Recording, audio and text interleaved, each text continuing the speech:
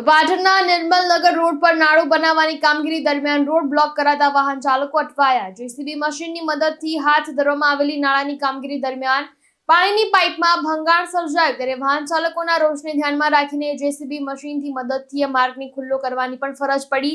તો પાટણમાં તારીખ 19 સપ્ટેમ્બરના રોજ પાટણના નિર્મલનગર રોડ પર નવીન નાળું બનાવવા ચાલી રહેલ કામગીરી દરમિયાન બનાવવામાં આવેલ સર્વિસ રોડ પર માટીના ઢગલા કરાતા રોડ બ્લોક થઈ જતા વાહન ચાલકો અટવાયા હતા।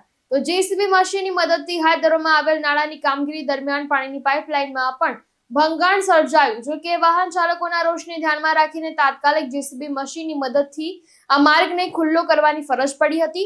છેલ્લા કેટલાક દિવસોથી પાટણ શહેરના નિર્મલનગર રોડ પર નાળું પહોળું કરવા માટેની કામગીરી ચાલુ કરવામાં આવી છે, ત્યારે આ કામગીરી ચાલુ કરવામાં આવતા સ્થાનિક રહીશોની અવરજવર માટે બનાવવામાં આવેલ આ સર્વિસ રોડ ખૂબ જ ખાડા ખૈયાવાળો હોય, ત્યારે સ્થાનિક લોકોને ના છૂટકે આ રોડ સિવાય એક પણ રોડ પાટણ શહેરમાં આવવા માટે ન હોય, ત્યારે લોકોને હાલાકી ભોગવવી પડી રહી છે।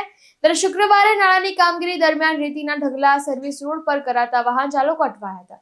તો જેસીબી મશીનની મદદથી કરાતી કામગીરી દરમિયાન પાણીની પાઇપલાઇનમાં પણ ભંગાણ સર્જાયું હતું। જો કે સર્વિસ રોડ ખુલ્લો કરવા મામલે વાહન ચાલકોના રોષને ધ્યાનમાં રાખીને તાત્કાલિક સર્વિસ રોડ પરના માટીના ઢગલાને જેસીબીની મદદથી દૂર કરવાની ફરજ પડી હતી।